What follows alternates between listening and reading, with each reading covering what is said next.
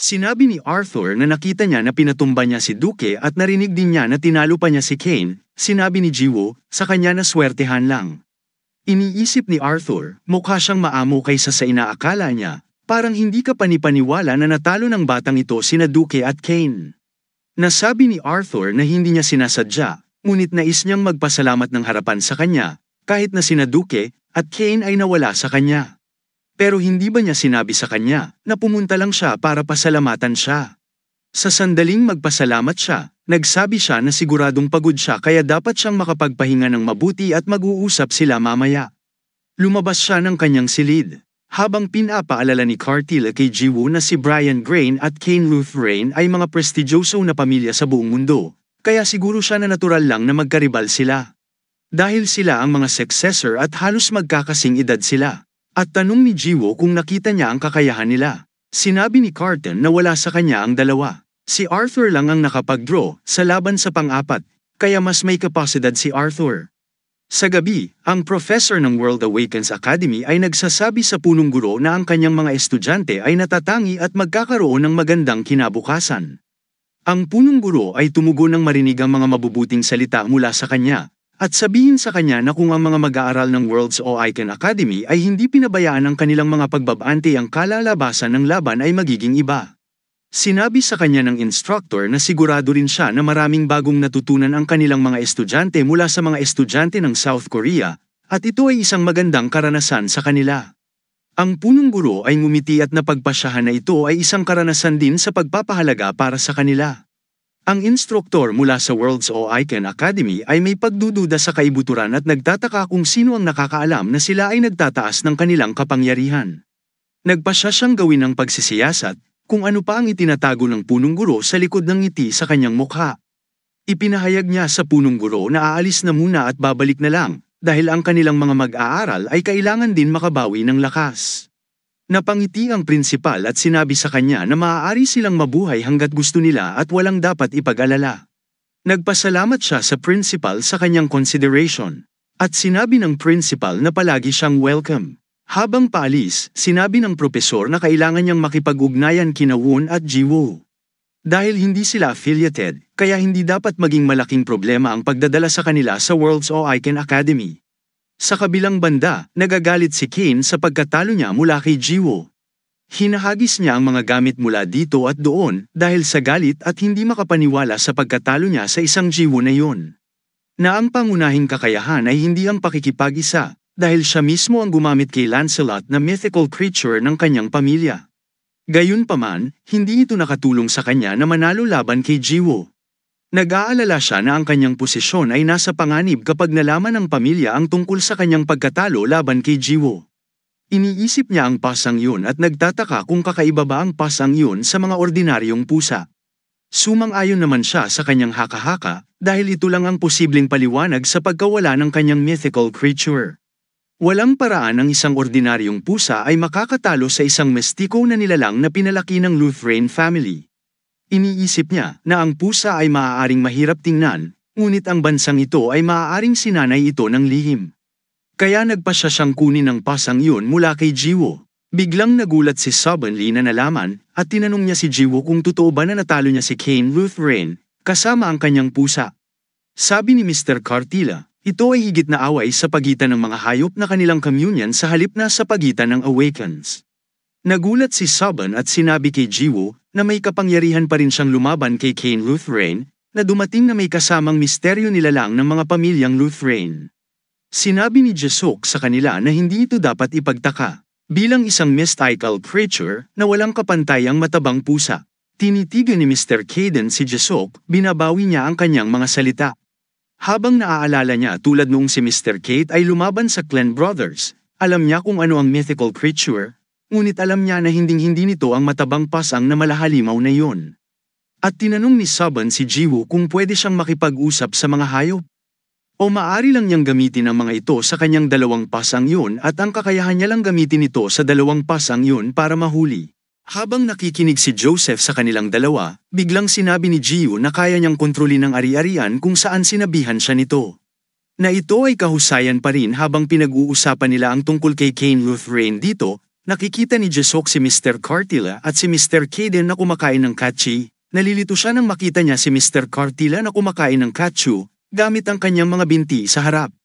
Nagtataka siya kung bakit kinakain din ng mas payat na pusa ang katsu sa harap ng kanyang mga binti. Nakakaramdam siya ng terrible dito. Tinanong ni Soban si Jiwoo kung maaari ba siyang makipag-sparring sa kanya gamit ang kanyang communication ability niya balang araw na hindi sinang-ayunan ni Jisoo. Nang marinig ng lahat si Jisoo, lahat sila ay nagulat.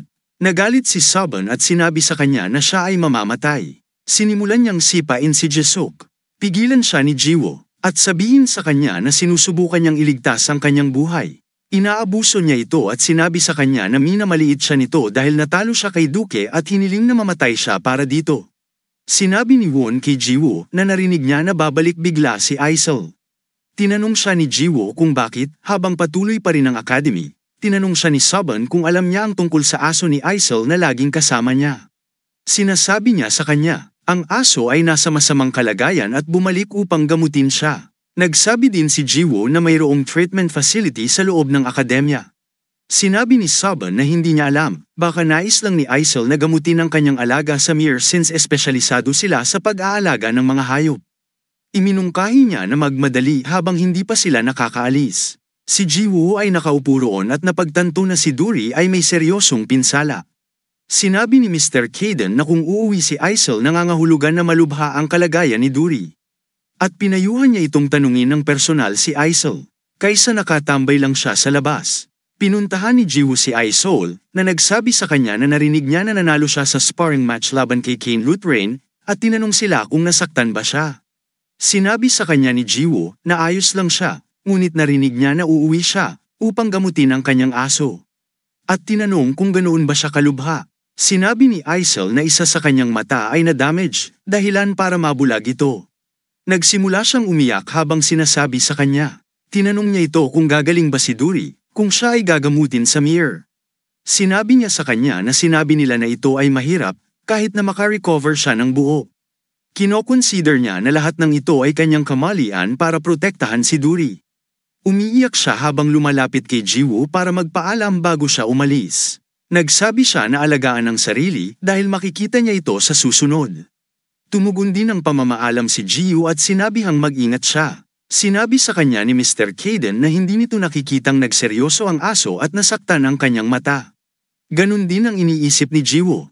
Habang naaalala ni Mr. Kaden ang insidente nung iligtas sila ni Cartilla mula sa pag-atake ni Lancelot. Lumabas si Mr. Cartilla at nagpahayag ng kalungkutan sa kanilang pinag-uusapan. Nagtataka si Mr. Kaden kung bakit nag-transform siya sa anyong tao. Tulad ng sinabi niya, ang mga maaaring makipag-ugnayan sa mga hayop na karaniwan ay may espesyal na kaugnayan sa kanilang mga hayop. Sina Aisel at Duri ay gumugol ng kanilang oras na magkasama mula pagkabata at lumalim ng lumalim. Nagtataka si Mr. Cartilla kung si Isola ba yun dahil sa paraan ng pag-aalaga niya sa kanyang aso. Iyon din siguro ang nangyari sa kanya, habang si Mr. Kaden, at nagtataka kung ano ang sinusubukan niyang sabihin. Dahil siya ay nagugulat, si Mr. Cartilla ay bumangon ng ipaalam sa kanya na ang kaibigan ni Aisel mula pagkabata ay nangangahulugan na ang kanyang aso ay magiging bulag, na nakakadurog ng puso. Tinanong ni Jiwoo si Mr. Cartilla kung mapapagling niya ang mata ni Duri. Ayon kay Mr. Carton na maaaring may posibilidad kung nandito lang ang aso, since kamakailan lang ito naganap, gagawin niya ang kanyang makakaya. Sa pag-iisip ni Jewel, maaaring magtagumpay si Mr. Cartilla, ngunit wala siyang maibibigay sa kanya bilang kapalit, dahil palaging may kinukuha si Mr. Cartilla para sa kanyang serbisyo. Samantala, si Mr. Cartilla ay nakatayo sa harap ni Jiwoo, mga bagay na malalim tungkol sa pagpapatuloy at tinanong siya. Gayunpaman pakiramdam ni Jiwoo na wala interes si Mr. Cartilla. Napagtanto ni Mr. Carton na sinusubukan ni Jiwoo na maging mas agresibo na parang gustong makipaglaban sa kanya. Sinabi ni Mr. Carton kay Jiwoo na maaari niyang pagalingin si Duri, ngunit kapag nakipag-deal lang sila sa kanya. Tinanong siya ni Jiwoo kung anong klaseng deal ang gusto niya. Sinabi ni Cartilla kay Mr. Kaden at tungkol sa kitty punch niya sa kanyang mataba na katawan. Kung tuturuan siya ng suntok ng pusa niya. Pagagalingin niya si Duri, sinabi pa niya kay Mr. Kaden na sapat na yun, kahit nasabihin niya sa kanya kung paano ilipat ang kanyang kapangyarihan. May gagawin lang na mekanismo para maipatupad ang pagpasa nito. Nagtataka si Mr. Caden kung ano ang sinabi ni Mr. Cartin. Nagalit si Mr. Cartila at nagsasabi na nasugatan ng aso habang sinusubukang protektahan siya. Kaya responsable din siya. Iniisip ni Mr. Caden na tama si Mr. Cartila. Nagpasya si Mr. Caden na tama siya. At sigurado ang pagsang-ayon sa deal, masaya si Jiwoo at ipahayag ang kanyang kaligayahan habang nagsimula siyang tumalon. Sinabi niya sa kanila, sasabihin niya kay Aisel, nakita niyang sinabi ni Mr. Cartila sa lahat na kailangan niya ang lahat lumabas ng gusali. Habang naguguluminahan siya nito, hiniling niya na lumabas sila ng gusali, hindi lang sila, kundi lahat ng nandoon, lumingon siya sa loob ng silid, humiling sa kanila na kailangan niyang i-clear ang area. Pagpasok niya sa loob ng kwarto, nag-transform siya sa kanyang anyong pusa, lumitaw sa Mr. Caden tinanong siya kung bakit niya gagamutin si Duri bilang isang pusa. Kung saan si Mr. Cartila ay sumagot sa kanya. Parte yan ng training. Tumalon siya sa kama kung saan nakarete si Duri. Moreover, sinabi niya kay Mr. Caden na bukod sa dahilan na yon. Curious din siyang makita kung ano ang magiging resulta kung gagamutin niya ang mga hayop sa kanyang cat body. Binigyan niya ng instruction si Mr. Kate na mabantayan siya habang ginagamot niya ang aso. Sinabihan niya ito na ituro sa kanya ang kasanayan na iyon sa sandaling matapos na siya. Habang pinagmamasdan siya ni Mr. Caden, nag-agree si Mr. Caden at iniisip na desidido si Mr. Carton. Dahil nasa labas na ng building ang lahat.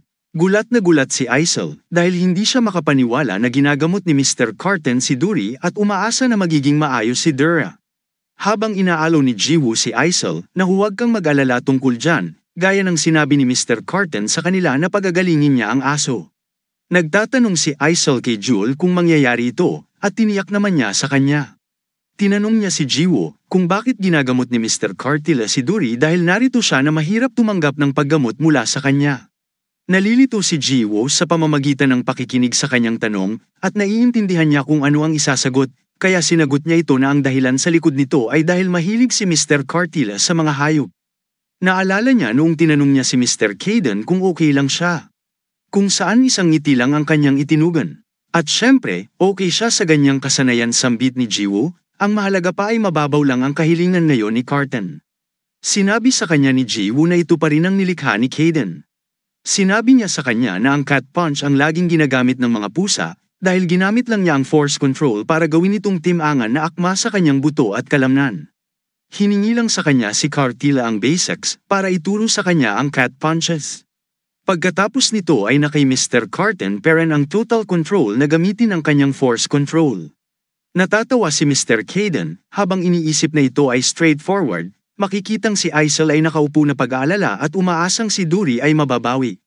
Dumating si Miss Ko, nakatayo sa gilid, nagtataka kung bakit ginagamot ni Carton si Duri.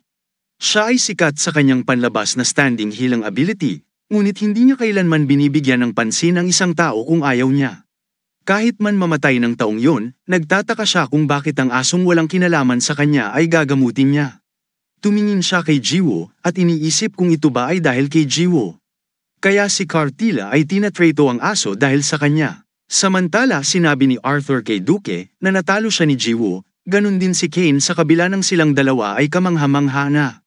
Inilarawan niya ang Duke bilang nakikita ang kanyang kahusayan at mga kasanayan sa pakikipaglaban sa laban sa sparring, ngunit hindi niya alam na si Jiwoo pala ay maaaring makipag-usap ng mahusay sa mga hayop. Tinanong siya ni Duke kung siya ay hindi nagkakamali dahil nangangahulugan ito na mayroon siyang isa pang laban pagkatapos ng isang sparring laban kay Duke.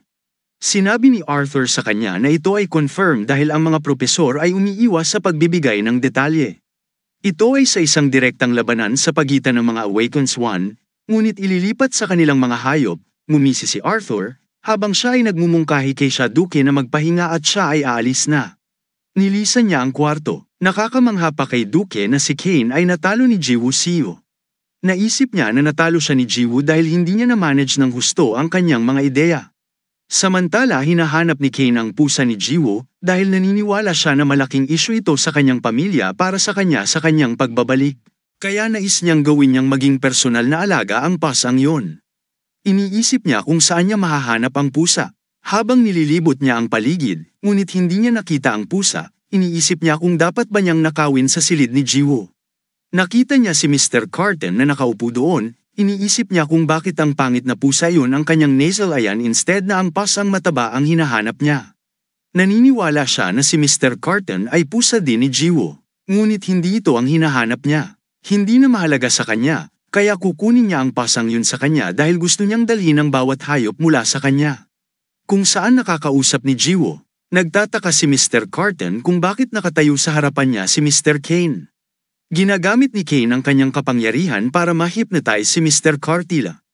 Nais niyang titigan ng pusa ang kanyang mga mata upang siya ay lumapit at mahulog sa kanya. Pero walang epekto si Mr. Cartilla sa power ni Kane. Iniisip ni Kane kung ano ang nangyayari dahil hindi gumagana ang kanyang kapangyarihan kay Mr. Cartilla. Sinabihan niya si Mr. Cartilla na lumapit sa kanya. Pero lumingon si Mr. Carton. Nagalit siya at nagtataka, sa pangit at neutral na pas ang tulad niya ay hindi siya pinansin. Muli niyang inutusan si Mr. Carton gamit ang kanyang kapangyarihan na lumapit sa kanya.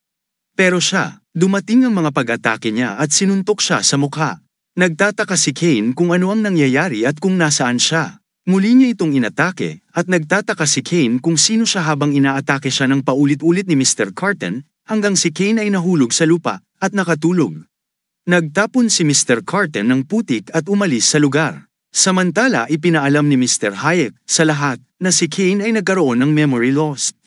Biglang tinanong siya ng instructor kung bakit siya nagkaroon ng short-term memory loss. Sabi ni Mr. Hayek sa kanya ng pasarkastamo na maaaring dahil natalo sa nakaraang laban na isang malaking shock sa kanya. Kaya nawalan siya ng memorya. Sinabi niya sa kanila na nakita siya ng mga security guard na naglalakad sa paligid ng akademya na may blankong tingin. Sinabi niya na nagulat din siya nang marinig mula sa mga gwardya. Naisip ni Miss Ko na maaring na-shock nga siya, lalo na nang matalo ang kanyang family mythical creature. Hiniling ni Mr. Hayek na tumahimik sila dahil lahat sila ay umaasa na babalik ang alaala ni Kane at hilingin sa kanila na ipagdasal iyon.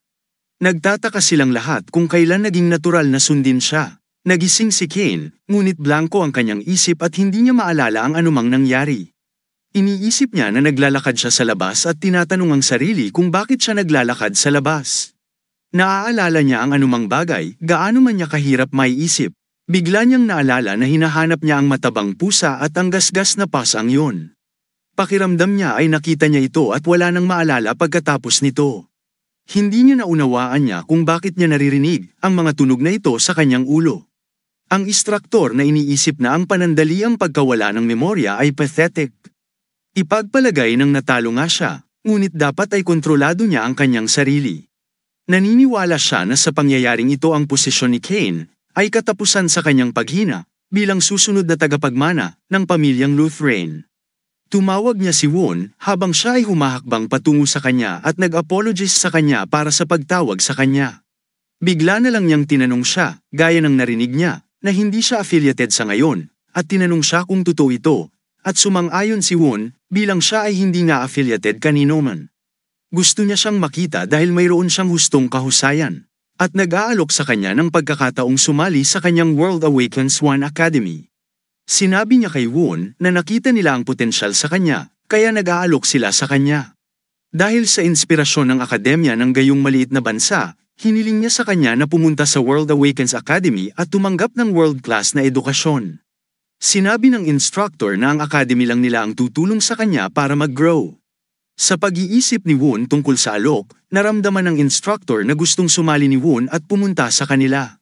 Dahil walang pagkakataon na magkaroon ng hindi affiliated na awakened. Ang isa ay nakakakuha ng ganitong uri ng alok, sa tingin niya ay nakuha niya ang isa sa kanila sa kanilang panig. Ngunit biglang tinanggihan ni Won ang kanyang alok at sabihin sa kanya na hindi niya gusto ang pumanig sa kanila. Pagkasabi nito, ibinaling niya ang kanyang mukha sa ibang direksyon humakbang palayo. Ang isa sa mga propesor ay nagsabi sa isa na ito ay katawa-tawa dahil tinatanggihan niya ang kanilang alok, habang ang isa pa ay nagsabi na ang bata ay walang alam tungkol sa kanila.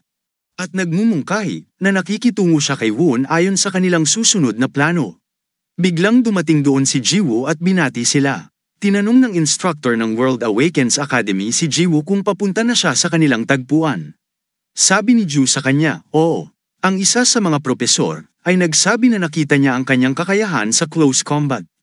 At ang isa pa ay nagbanggit tungkol sa kanyang kahusayan sa larangan ng close combat at animal communication. Gayunpaman hindi siya affiliated, kahit na siya talented, sinabi niya kay Jiwoo na narinig niya na hindi nga kaanib si Jiwoo. Sumang-ayon si Jiwoo doon dahil hindi pa rin siya affiliated, na walang dapat ipag-alala, dahil tutulungan siya ng mga ito na paunlarin ang kanyang kakayahan mula sa ngayon. Sinabi ni Jiwoo sa kanya na hindi niya maintindihan kung ano ang propesor minsan. Ang instructor at ang propesor sa World Awakens Academy ay nag-aalok sa kanya na sumali sa kanilang akademya. Sinasabi nito kay Jiwoo na ang World Awakens Academy ay ang pinakamahusay na institusyong pang-edukasyon kung saan ang mga may talento ay gumising sa pagtitipon sa buong mundo at binuo ang kanilang mga kapangyarihan. Ipinaliwanag niya na ang tanging mga gifted individual lang na nakapasa sa isang mahigpit na qualification sa pagsusulit ay maaaring pumasok sa kanilang academy. At sabihin sa kanya na ang lahat ng mga propesor sa Words o Icon Academy ay mga top class. Sabi ng instructor at professor kay Jiwoo, naniniwala siyang qualified siya na makasama sila, kaya nagsuggest siya, hindi siya mag-aaksaya ng oras sa isang maliit na bansa at lumabas sa mundo. Pagkatapos ng proposal, natitiyak ng propesor na tatanggapin ni Jiwoo ang kanyang alok. Kung ano ang nangyari noon sa panahon ng Niwoon ay hindi na muling sasapitin kay Jiwoo. Sinabi ni Jiwoo na ikinalulungkot niya na tanggihan ang kanyang alok. Ang propesor ay muling kinumpirma ang kanyang alok bago tanggihan muli. Sinabi sa kanya ni Jiwoo, narinig na niya na ang World Awakens Academy ay isang mahusay na institusyon, kaya masarap mag-aral doon. Ngunit gusto niya ang lugar na kinaroroonan niya ngayon, at hindi siya interesadong pumunta sa ibang lugar. Nagpasalamat siya sa instruktor at sa propesor ng World Icon Academy para sa kanilang alok at magtungo na sa meeting place. Nagalit ang instructor at tungkol sa kung gaano kalakas ang loob ni Jiwoo na tanggihan ang kanilang alok. Tinanggihan din ni Jesuk ang offer ng propesor at sinabi sa kanya na ayaw niyang sumali.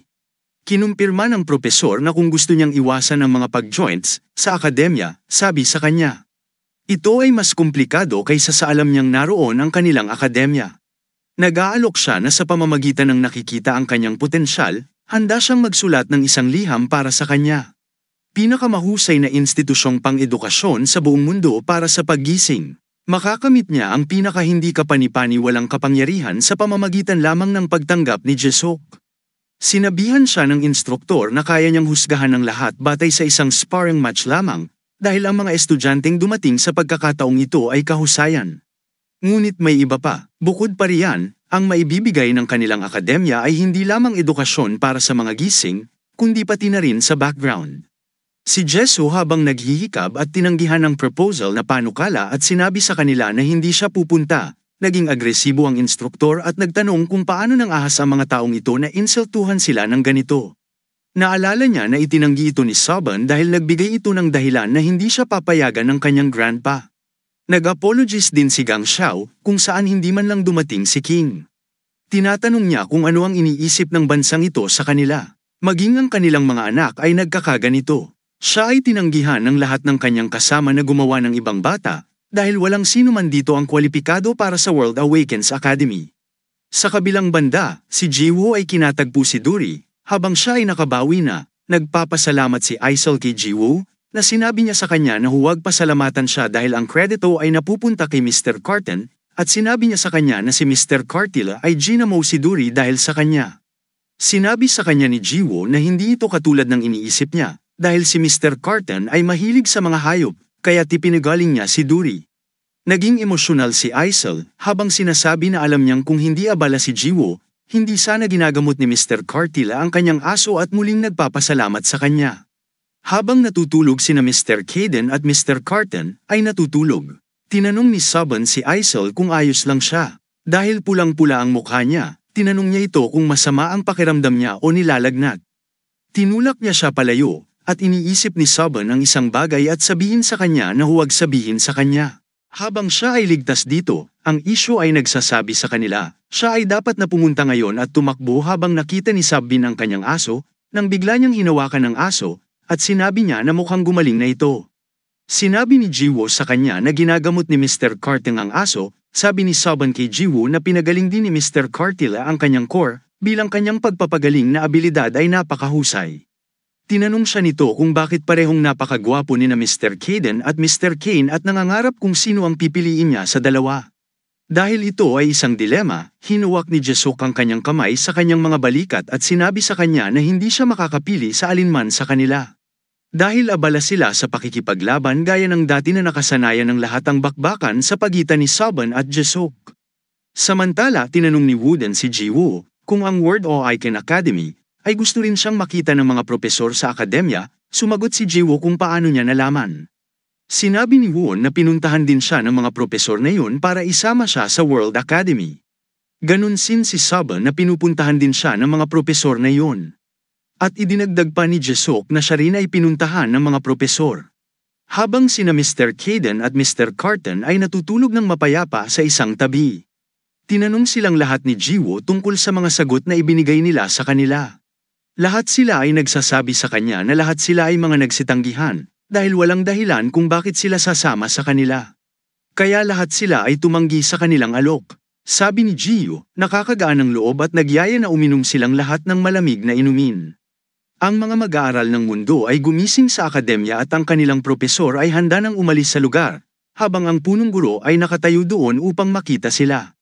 Sinasabi niya sa kanila, nakakahiya na silang lahat ay umaalis na. Sinabi sa kanya ng propesor, na marami na silang nagawa, maraming pahinga, at gumaling na rin ang mga bata. Kaya dapat silang umalis na at magpasalamat sa punong guro para sa lahat ng natutunan nila.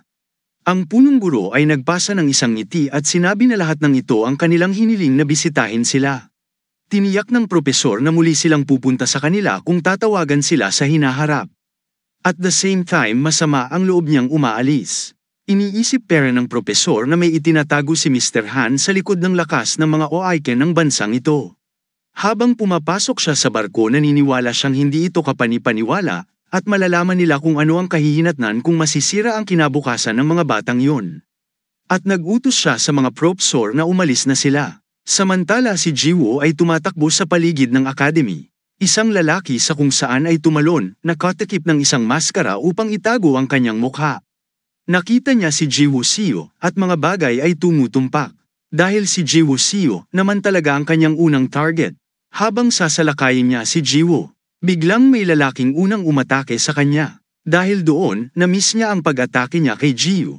Tinanong niya ang lalaki kung siya si Omnium. Sa gabi, habang namumukadkad ang buwan, tinanong ng propesor si Omnium na nakatayo na. Tinanong niya kung bakit siya nakatayo doon. Sinasabi niya sa kanya, pareho silang nasa iisang lugar sa iisang dahilan at tinanong kung totoo. Tinanong siya ng propesor kung ang target niya ay ang academy. Tinanong din niya kung ito ay si Jiwoo Seo. Bigla ang Omnium mula sa likuran, ay sinaksak siya. Tumanggi siya na ang kanyang target ay si Jiwoo. Bagkus ang target niya ay ang mga humahabol sa kanya. Nagsimulang damaloy ang dugo sa likod ng propesor, dahil ito ay hindi inaasahan para sa kanya. Sinabi niya ay puno siya ng kahinaan. Bilang isang assassin ngayon na siya ay may ilang mga trabaho bilang isang propesor, dahil ito ay hindi masyadong madali, nagtanong sa kanya kung bakit niya pinoprotektahan si Jiwoo Seo. Ipinaalam niya sa kanya na ito ay dahil pinapatay niya siya at muling inatake siya habang nagsimula siyang tumakbo pagkatapos ng pag-atake sa kanya, habang nasa daan nakita niya si Jiwoo Seo na nakahandusay sa daan. Tinawag niya siyang Yong, isang terminong ginamit ng mga lalaki para tugunan ang mga matatandang lalaki. Nagtanong siya kung bakit andun siya. Payo niya bilang isang Cadence apprentice, dapat ay manatiling alerto siya sa lahat ng kanyang gagawin para hindi malagay sa panganib si Caden, dahil sa kanya. Karagdagang sinabi na ito ay hindi pa kilala. Gayunpaman, mula ngayon, makikita ng maraming tao na siya ay apprentice ni Caden, kaya mas maraming tao ang hahabol sa kanya, at dahil sa kamakailang insidente, ang World Awakens Academy ay mas bibigyan siya ng higit na pansin. Nag-alala si Jewel at tinanong siya kung ano ang dapat niyang gawin ngayon. Maiintindihan na niya ang dapat niyang gawin ngayon, hindi para saktan si Mr. Caden. Sinabi niya sa kanya na maging matatag, sapat na malakas upang sabihin sa mundo na siya ay apprentice ni Caden. Tumayo si Jiwoo at tiniyak sa kanya na gagawin niya ang kanyang makakaya upang maging malakas at si Omnium ay hindi dapat mag-alala tungkol dito. Bago umalis, sinabi niya kay Jiwoo na tapos na siyang masaktan ng kanyang utang. Nang bumalik si Jiwoo kay Mr. Caden at Mr. Carton, na parehong nakaupo sa Bound Dry, tinanong ni Mr. Caden si Jiwoo kung nagkita sila ni Omnium. Jiwoo reply, yes. Iniisip ni Mr. Carton, kung assassin si Omnium bakit siya lumapit kay Jiwoo. Sinabi ni Mr. Caden na may nangyari sa pagitan nila ni Jiwoo kamakailan. Tinanong niya si Jiwoo kung ano ang sinabi sa kanya. Ipinaalam ni Jiwoo kay Mr. Caden na sinabihan siya ni Omnium na maging matatag para sabihin sa lahat na siya apprentice ni Mr. Caden. Iniisip ni Mr. Caden na may sinabi si Omnium na hindi inaasahan at hindi kailangan or something meaningless para kay Jiwoo. Pagkatapos ay sabihin sa kanya kung ano ang sinabi sa kanya at tapos na siyang magbayad ng kanyang utang. Tinanong ni Mr. Caden si Jesus kung sinubukan siyang pinatay ni Omnium at kung may nangyari sa kanila, umiling siya ng hindi. At sabihin sa kanya na hindi siya sigurado kung ano ang ibig niyang sabihin, dahil hindi siya maaaring magtanong sa kanya. Dahil siya ay agad na mawala, iniisip ni Mr. Caden na may hindi masainang anumang bagay si Omnium. At nagtataka kung ito ay may kinalaman sa nangyari. Pinagpapalagay ni Mr. Cartilla na si Omnium ay may hindi inaasahang karakter. Ngunit anuman ang bagay na ito, si Jiwoo ay dapat maging napaka-careful. Sinabi sa kanya ni Jiwoo na siya ay nagiging careful, habang siya ay nag-overwork sa kanyang core sa panahon ng sparring match, upang madaling magamit ang kanyang force control. Pinaliwanag ni Mr. Carton na hindi niya ibig sabihin na habang nag-uusap siya tungkol sa World Awakens Academy, hindi maintindihan ni Jiwoo ang gustong sabihin ni Mr. Cartilla. Kaya si Mr. Carton ay nagpatuloy sa pagpapaliwanag. At sinabi na niya sa kanya na kumuha sila ng mga bata na may potensyal na kontrolin sila gaano man nila gusto. Ngunit kung hindi ito mangyayari, inaalis nila ang mga mag-aaral na O-Icon sa kanilang bansa. Kaya sinabi niya kay Jiwoo na kailangan din ng ibang mga bata na mag-ingat. Ngunit si Jiwoo ay dapat na higit na mag-ingat, lalo na't siya ay isang hindi affiliated na bata. Pinapangako ni Jiwoo sa kanya na siya ay magiging maingat mula ngayon. Sinabi ni Mr. Cartilla na ang taong yon na may kapangyarihan at gagawa ng maruruming mga trick tulad ng pagkuha o pagpatay sa mga O-Icon na tumanggi sa kanilang mga alok. Tinitingnan ni Jiwoo ang palad niya at ang mga bagay na dapat ay may kapangyarihan siya, dahil may pag-unawa sa dahilan kung bakit sinabihan siya ng Omnium na magpakatatag, at ang dahilan kung bakit hindi nag-aabala ang iba. Dahil ang malakas lang ay sila Mr. Caden at Mr. Carton. Kaya si Mr. Caden ay nagmumungkahi na siya ay magsumikap sa pagkontrol. Dumating si Miss Jiang Yu sa akademya kinabukasan kasama si Mr. Hayek. Sabi ng isa sa mga estudyante, napakasarap sa pakiramdam na maging malaya. Ipinaalam sa kanya ng ibang estudyante na nabalitaan niyang umalis na ang mga bata mula sa World Awakens Academy. Habang nakikita nilang lahat ng mga O-Icon ay nagsasanay, tinanong sila ng isa kung okay na ba ang pakiramdam nila. Tinanong siya ng isa kung madi-discharge siya ngayon. Ang isa sa kanila ay nagsabi sa kanila na sila ay sapat na malakas dahil sila ay makakatayo na laban sa mga O-Icon kapag sila ay lumakas na. Biglang lumitaw si Lee Jiwoo at tinanong sila kung okay lang na sanayin nila siya. Ang bawat isa ay natutuwa na makita si Jiwoo. Sinabi ni Gang Shak sa kanya na alam niyang pagod siya kamakailang laban, kaya pinayuhan niya siya na magkaroon ng match kapag siya ay ganap na gumaling at pumayag siya. Ipinatong ni Jesuk ang kanyang mga kamay sa mga balikat ni Jiwoo at sinabi kay Gang Shak na dapat niyang malaman ang kanyang lugar. Kung gusto niyang makipag-match kay Jiwoo, kailangan muna niyang talunin si Sachin. Pagkatapos nito, kailangan niyang talunin ang Duke at Kane bago ang paghamon kay Jiwoo. Si Saba na nakatayo sa tabi nila ay tumawa at sinabing tama siya sa mga conclusion ni Jesuk na hindi niya dapat kalimutang talunin silang dalawa. Sinabi ng isa sa kanila na iligtas siya kapag kaya niya. Bilang si Jiwoo Seo ay nagiging mga bata siya. At ang maganda ay nagkakaisa ang mga bata dahil sa pangyayari. Ang pahayag ng punong guro ay ang kanyang matinding pagnanais na makasama si Jiang Yu. Dahil gusto niyang lumakas sa mga O-Icon ng Korea, hindi niya akalain na pinipigilan ng ibang mga organisasyon ang Shinhwa at ang Union dahil sila ang pinaka-impluensyadong grupo sa Korea. Dahil sa ilang mga patakaran, naisip niyang makakatulong ito sa isa't isa na umunlad. Halos maaaring may ilang panig din, ngunit ang mga bagay ay nagbago ngayon. Maraming puwersa ang pananatilihin ng kanilang bansa at susuriin, kaya kailangan din nilang makipagtulungan sa iba. Nag-apologize siya sa kanya dahil bilang isang kinatawan ng pinuno sa Korea, mas madadagdagan pa ang kanyang pasanin. At nalulungkot siyang malaman na kailangan niyang pasanin ang gayong mabigat na pasanin. Sinabi niya sa kanya na hindi niya kailangang mag-apologize sa kanya. Dahil noong siya ang naging unang ranggo ng tao sa kanilang bansa, handa na siya. Lumiko siya ng paraan para makabalik. Tinanong siya ni Mr. Hayek kung hindi niya makita ang mga bata, kung saan sinabi niya sa kanya na dahil nakikita niyang maayos ang mga bata, hindi niya naramdaman ang pangangailangang makipagkita sa kanila. Biglang tinawag ni Jiwoo si Hae-young at tumakbo papunta sa kanya. Nagtanong si Jiwoo kung kailan siya dumating. Sinabi ni Ji-young nakipagkita lang siya sa punong guro at aalis na siya. Malungkot nang malaman na sumaglit lang siya. Sinasabi niya sa kanya, siya ay abala, ngunit mayroon pa ring oras upang makipag-usap kay Jiwoo. Lumabas siya kasama si Jiwoo at sinabi sa kanya na narinig niya ang tungkol sa kanyang kamakailang laban, at ang kahusayan niya laban sa mga mag-aaral ng World Icon Academy. Nahihiya si Jiwoo at sinabi sa kanya na ngayon lang daw nangyari. Tinanong ni Ji-young si Jiwoo kung sigurado siya tungkol dito at nangyari lang ito. Dahil napag-alaman niya na ang kalaban ni Jiwoo ay nasa top 10 nanograms Awakens Academy na napakamot ng ulo at sinabi sa kanya na sinwerte lang siya, habang iniwan nila ang kanilang mga bantay. Sinasabi niya sa kanya na parang palagi niyang sinasabi ang parehong bagay. Sinabi ni Ji-young kay Jiwoo na dapat niyang ipagmalaki ang kanyang mga ideya. Habang naglalakad sila, sinabi ni Jang-yu kay Jiwoo na narinig din niyang tinanggihan niya ang kanilang alok. Sinabi ni Jiwoo. Hiniling sa kanya ng World Awakens Academy na sumali sa academy. Tinanong siya ni Ji-young kung payagan siyang tanungin ang dahilan ng pagtanggi sa kanilang panukala. Nag-isip sandali si Jiwoo at sabihin sa kanya na tinanggihan niya ang kanilang alok dahil gusto niya ang lugar at ang mga taong malapit sa kanya. At ipinahayag niya ang kanyang pagnanais na lumakas dito kasama ang mga taong gusto niya, sapat na malakas upang maging kumpiyansa sa harap ng iba. Sa pagbalik ni Jiwoo, tinanong ni Mr. Katen si Jiwoo, na iniisip niya, pumunta si Jang-yu sa akademya upang bumisita.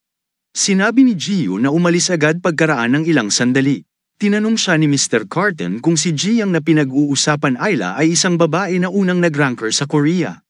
Habang nagsasanay ng kanyang cat punches, ang conclusion ni Mr. Carton na mahirap para sa kanya. Kinumpirma ni Jiwoo na nagsasabi sa kanya na siya ay tama. Si Ji-young ay hindi katandaan kaysa sa kanya. Ngunit siya ang unang ranker ng Korea at ang pinuno ng grupong Shinhwa. Sinabi ni Mr. Cartila kay Jiwoo, ang pagiging unang rankang ay napakahirap. Maliban na lang kung ang isang tao ay kinikilala sa buong mundo, nalalagay siya palagi sa maraming bagay at kontrobersya. Dagdag pa, ang mga rankang ng isang bansang kilalang mahina tulad dito ay madaling targetin, lalo na ang unang ranker. Hindi maintindihan ni Jiwoo kung ano ang gustong sabihin sa kanya ni Mr. Carton, kaya tinanong niya ito kung ano ang kanyang ibig na ipahiwatig sa kanyang mga inilalahad. Ang ibig sabihin ni Mr. Carton sa kanya ay gusto nilang bumagsak ang mga unang ranggo, dahil kung minsan ang mga organisasyon ay naglalapat ng presyon upang ipakita ang kanilang mga kapangyarihan, ngunit ito ay mapaghamon. Ipinahayag ni Mr. Kaden ang kanyang takot, habang iniisip niya na sigurado siyang hindi na mas maganda ang mga bagay noon. Ngunit magsasama-sama sila pagkatapos ng lahat ng ito. Ang mga bansa o organisasyong iyon ay nagpapatakbo sa Words o Icon Academy na may kontrol, kaya gagamit sila ng mga dirty tricks para mapaluhod nila si Jiang-yu, ang unang ranggo sa bansa. Sa kabilang banda, si Jang-yu ay nakikipag-away sa isang taong nabigla sa isang makapangyarihang babae na unang ranggo sa mundo. Samantala si Jiwoo ay nagsasanay ng teknik na itinuro ng prinsipal. Nagkataon na lumitaw ang prinsipal doon habang sakupin niya si Ji ay magsasanay nito. Nagulat siya nang makita siya habang ginagalaw niya ang kanyang kapangyarihan gamit ang mga pamamaraan na kinuha niya sa kanya, na para bang matagal na niyang ginagamit ang mga ito. Iniisip niya na ganito na karami ang pagtanggap ni Jiwoo sa maikling panahon na yon. Nakita ni Jiwoo ang prinsipal, tinanong siya kung ano ang iniisip niya. Sinabi niya sa prinsipal na gusto niyang ipakita sa kanya bago siya umalis. Siya ay naging mas mahusay dito, ngunit alam na siya ay may isang mahabang paraan pa na tatahakin. Tinanong niya sila kung siya ay disappointed. Tinanong siya ng punong guro kung bakit siya mawawala matapos makita ang napakaraming pag-unlad sa loob ng maikling panahon na ito. Pinahahalagahan niya si Jiwoo at napakahusay niya. Laking gulat niya nang makita kung gaano siya kabilis nakarating dito. Tumawa si Jiwoo at sinabi sa kanya na ngayon ay ini-implement niya ang kapangyarihan sa sumusunod na pamamaraan na ituro niya sa malapit na labanan dahil marami siyang magagawang pinsala gamit ang parehong kapangyarihan. Pinapaliwanag pa niya sa prinsipal na ang pisikal na pasanin mula sa mga pag-ataking yun ay tatatak ng makabuluhan. Natutuwa ang punong guro na marinig sa ang mga sinabi ni Jiwoo, plano niyang isama ito sa iba pang aspeto ng labanan. Bilang sinabi ni Mr. Caden na huwag ihiwalay ang mga pag-atake mula sa mga paggalaw sa malapit na labanan na nagbigay sa kanya ng ideya na maaaring makatulong sa kanya na mapabuti ang kanyang mga galaw. Nagulat ang punong guro na nalaman na ni Jiwoo yun. Sa pamamagitan nito, isang pamamaraan lamang, sinabi niya sa punong guro na sinubukan niya ito, ngunit hindi ito naging kasing epektibo at kailangan niyang tingnan ito ng higit pa. Kino-compliment niya si Jiwoo na parang isang magandang attachment. Tinanong siya ni Jiwoo kung nag-iisip siya at nagpapasalamat siya. Naghudyat ng pamamaalam si Jul at siya ay umalis. Nanatiling nakatayo ang principal at tinitingnan siya ng malaki sa kanyang mga talento. Bigla, natinig niya ang isang boses mula sa kung saang malapit. Nakaagaw pansin sa kanya sina Caden at Carton bungad ni Mr. Caden na wala siyang nagawa sa tulong nito sa kanya. Ipinahayag ng principal kay Caden na dapat na siyang lumantad mula ngayon para matapos na ang mga usapin tungkol sa kanya. Gayunpaman, matagal na din ang panahon na hindi niya nakikita si Carton. Tinanong siya ni Mr. Carton kung ano ang iniisip niya. Ang paniniwala sa kanyang malaking bahagi ng tulong sa force control ni Jiwoo ang sinasabi niya sa kanya. Alam nilang lahat na hindi ito isang bagay na dapat niyang ipasa sa isang bata na hindi naman kanyang apprentice. Naalala ng principal nang sabihin ni Jiwoo sa kanya kung ano ang sinabi ni Mr. Caden at sinabi sa kanya ang tungkol sa hindi segregado ng pag-atake mula sa paglipat sa malapit na labanan, na nagbigay sa kanya ng ideya ng pag-apply na maaaring makatulong sa kanya na mapabuti ang kanyang pangkalahatang paggalaw.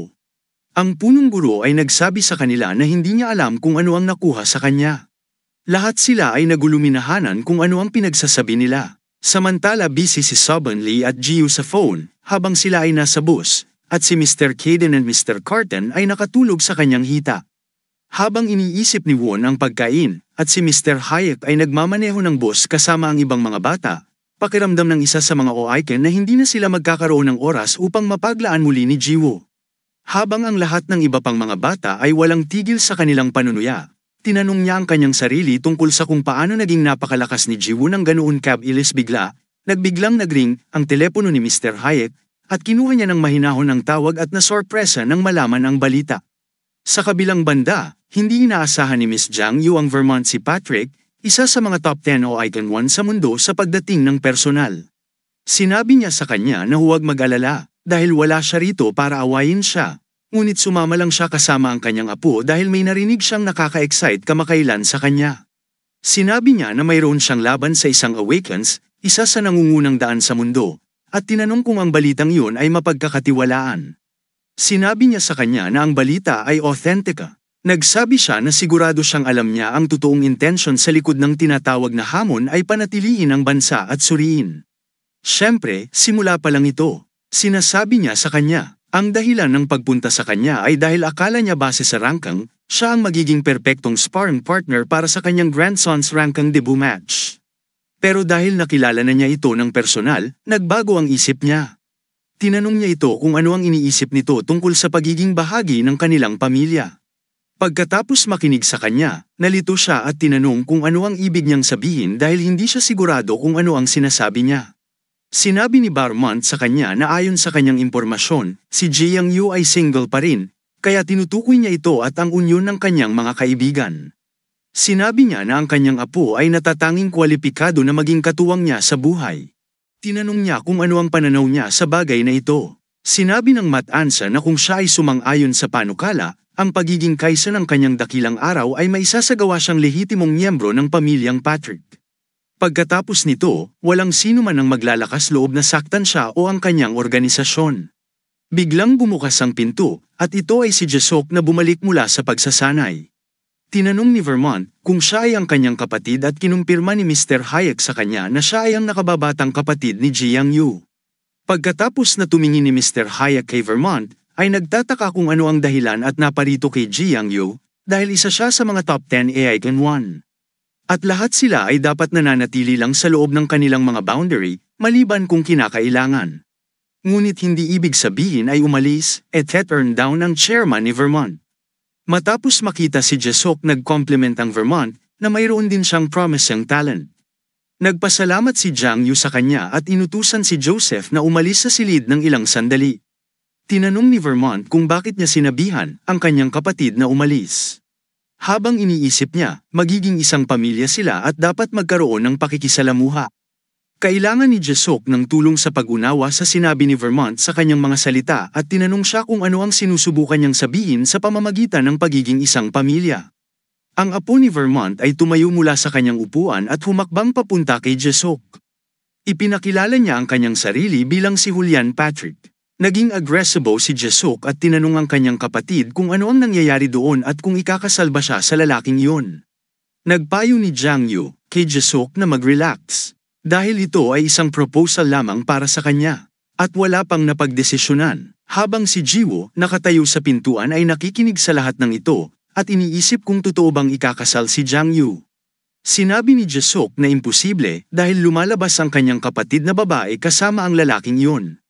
At ano ang gagawin nila? Sinabi sa kanya Julian na si Jiang Yu ay isang kaakit-akit na babae, at hindi ito nakakagulat sa kanya na mayroon siyang kasama sa kanya. Na hindi mahalaga, tinanong siya ni Jesok kung ano ang sinusubukan niyang sabihin at kung ano ang hindi mahalaga sa kanya.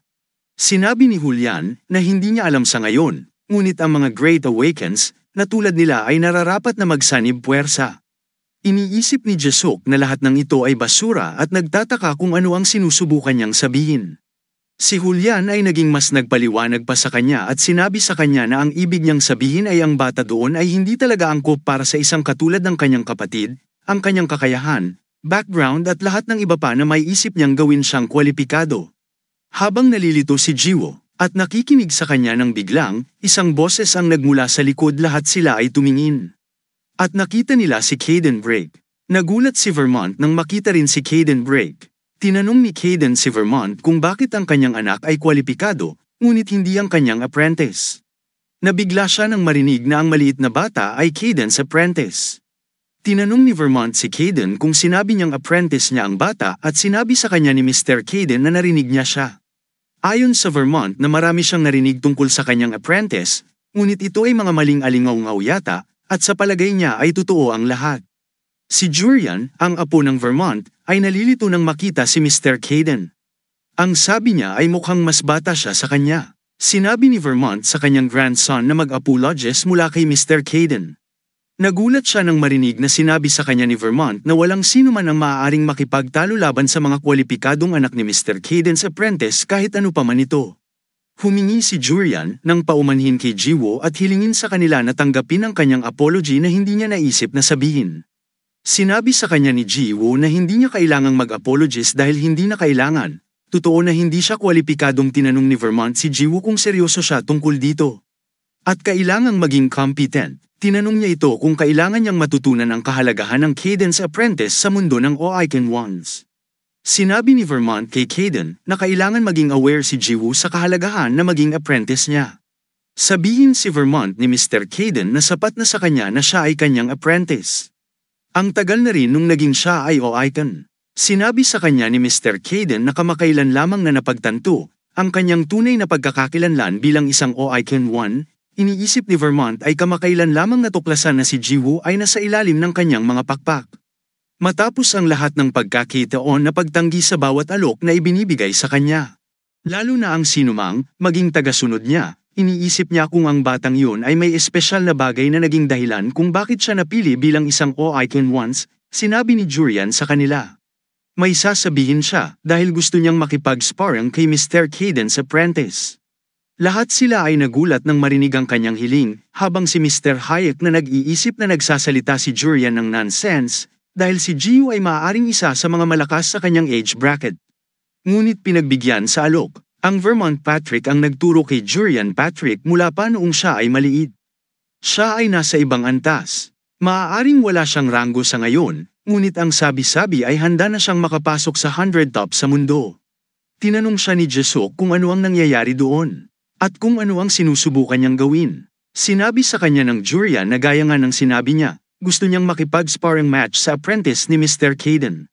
Sinabi rin ni Vermont kay Julian at mayroon siyang laban as debut match na nalalapit para maging first rank sa mundo. At gusto pa rin niyang hiniling sa kanya na makipag-sparring laban sa isang mas bata at na walang sapat na karanasan.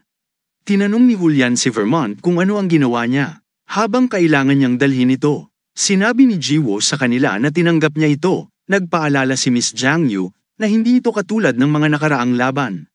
Sinabi ni Jiwo sa kanila na gets niya ito. Ngunit para sa kanya, ang lahat ng mga laban ay eksaktong tulad ng sinabi sa kanya ni Mr. Caden ay hindi kailanman tatanggihan ang isang hamon.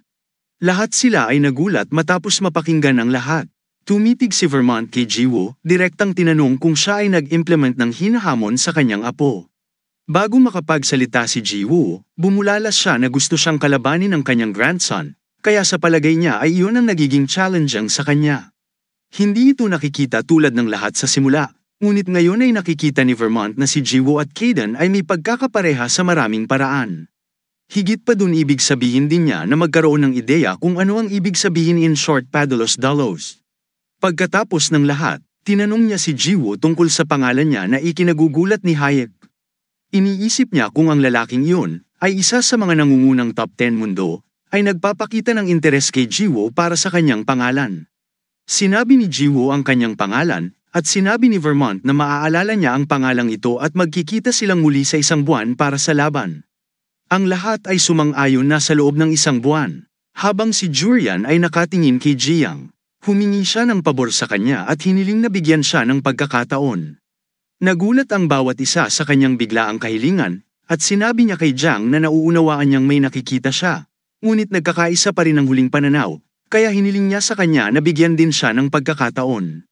Si Jiwoo ay nakatingin sa kanila, nagulat at humiga, hindi nagsasalita. Pagkaraan ng ilang sandali, humingi sila ng pahintulot na umalis at sinabing babalik sila sa isang buwan. Lumapit si Jesok kay Jiang at nagtanong kung ano ang mga ito kung bakit niya sinasabi ang mga bagay na yun na naglalagay kay Jiwoo sa lugar. Sinabi ni Jesok ay walang pagpipilian at hindi na niya kailangan na magpakasal sa punk na yun. Bigla naman na si Jiwoo na yun ay napapahiya sa sitwasyon at tinanong ni Jesok si Jiang kung bakit hindi siya tumanggi agad. At pagkatapos ay lumingon kay Jiwoo upang tumigil doon, na akma nang umalis sa kwarto. Saad ni Jiwoo na ito ay isang alok na ginawa ng isang tao kabilang sa World's Top 10 na makapangyarihan out of this world. Ito rin ay isang tunay na alok sa halip na tanggihan ang kanilang panukala. Kaya mapanganib na tanggihan ang nangungunang alok mula sa top 10 nang walang makatwirang dahilan.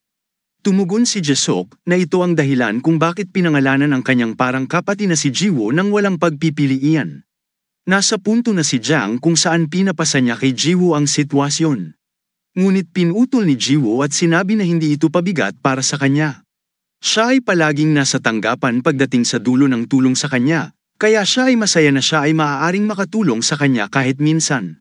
Gayunpaman, sinabi ni Jiang na inilagay niya siya sa panganib at ngayon ay kailangan niyang harapin ang isang panganib na labanan na maaari naman sanang maiwasan.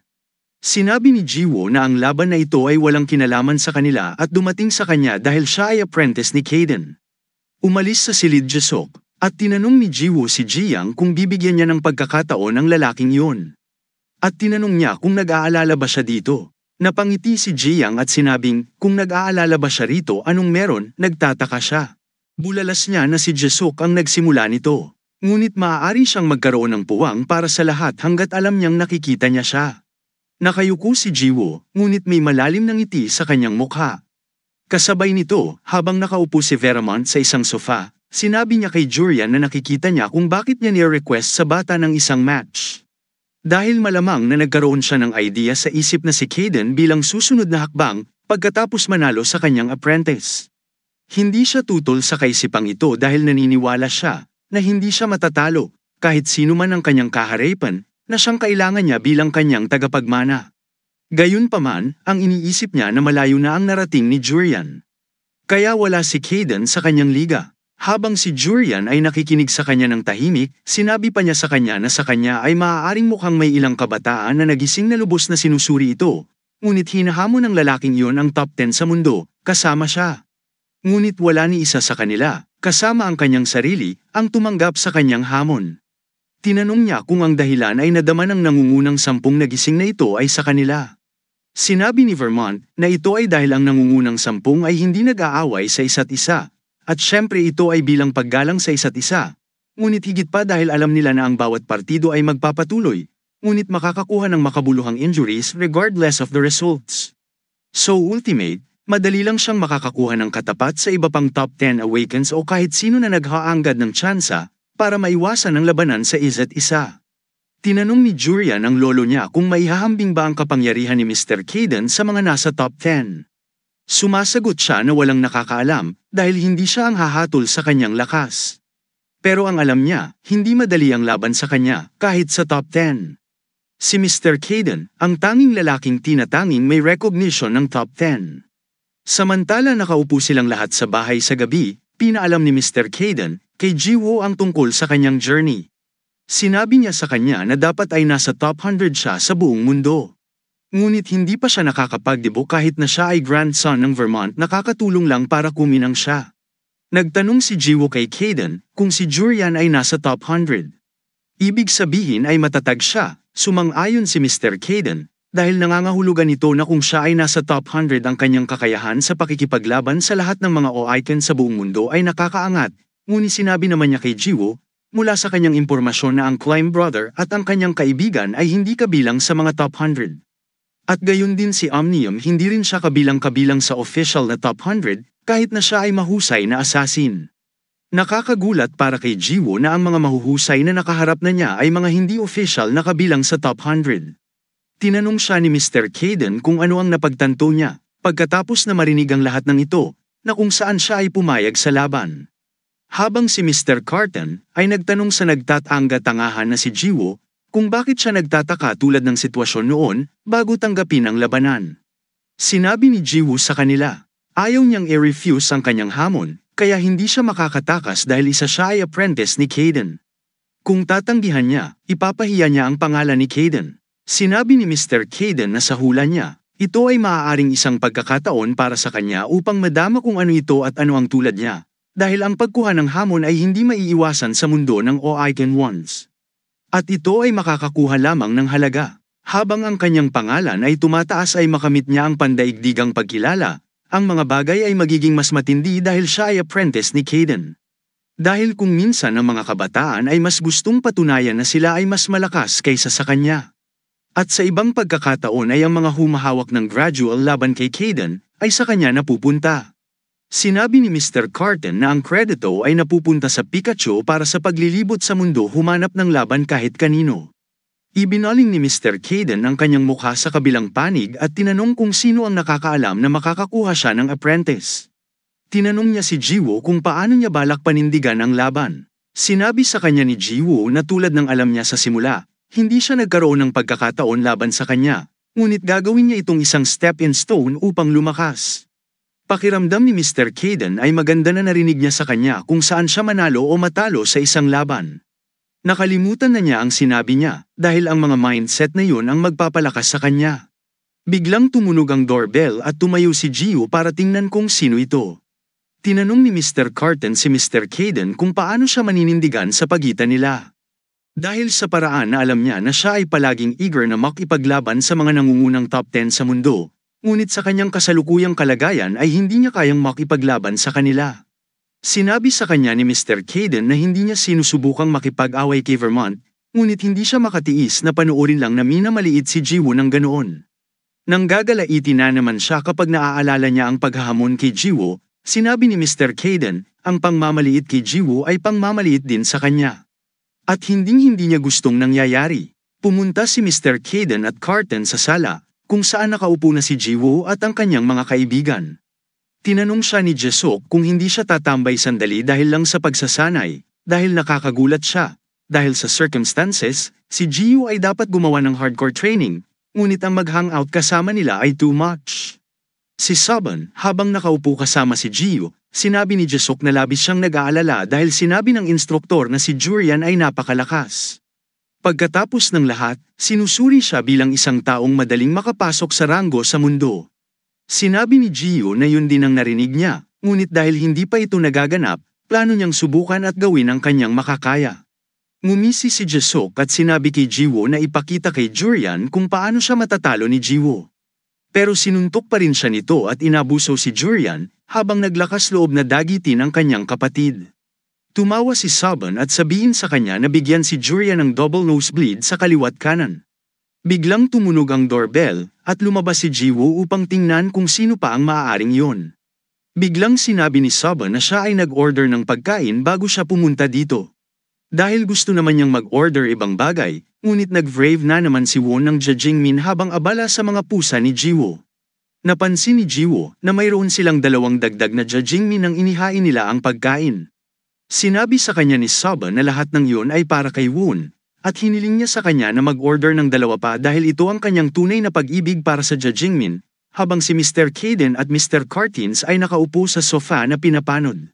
Nagpapasalamat si Jiwoo dahil si Won ay mahilig sa Jajingmin na alala ni Won. Nung binigay sa kanya ng professor ang Jajingmin noong bata pa siya.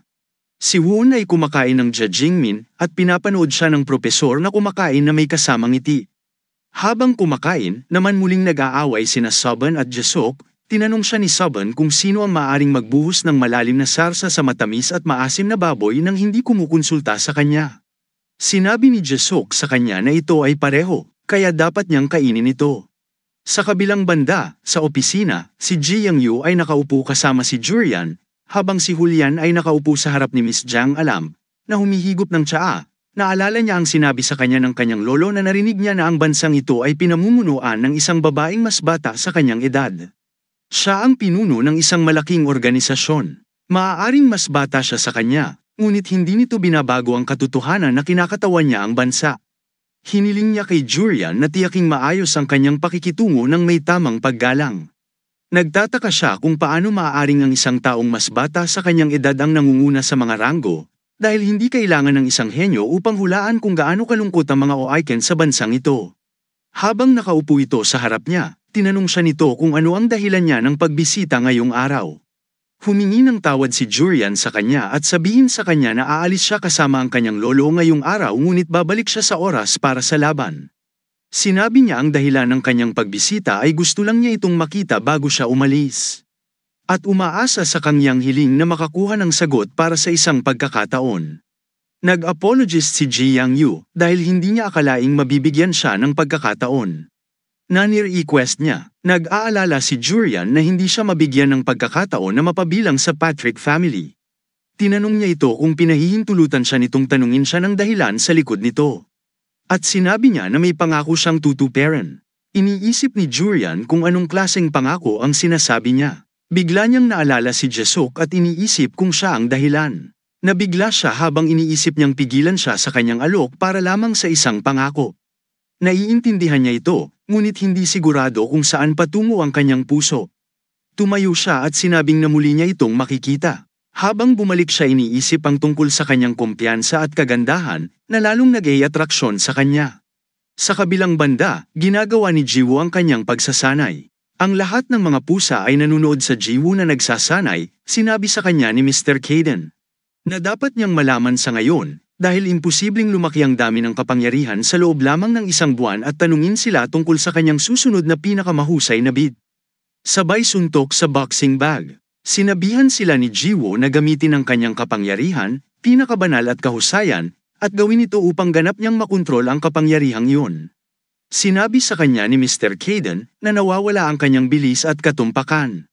Si Mr. Kaden ay nagtuturo na gamitin ang kanyang mga daliri sa kamay at paa sa pag-atake ng mabilis o higit pa, na gumagalaw ng kanyang kapangyarihan ng mas epektibo. Hiniling ni Mr. Kaden kay Jiwoo na magdahan-dahan. Dahil ang isang buwan lang ng pagsasanay ay hindi magkakaroon ng malaking pagbabago, sinabi ni Jiwoo sa kanya na marahil hindi ito magkakaroon ng pagbabago, ngunit sa huli, ang isang buwan ay magiging 1 taon at 2 taon. Sinabi ni Mr. Carton kay Mr. Kaden na kahawig niya si Mr. Kaden sa tuwing tumitingin siya kay Jiwoo at tinanong siya kung narinig niya itong nagsasalita tulad ni Mr. Kaden.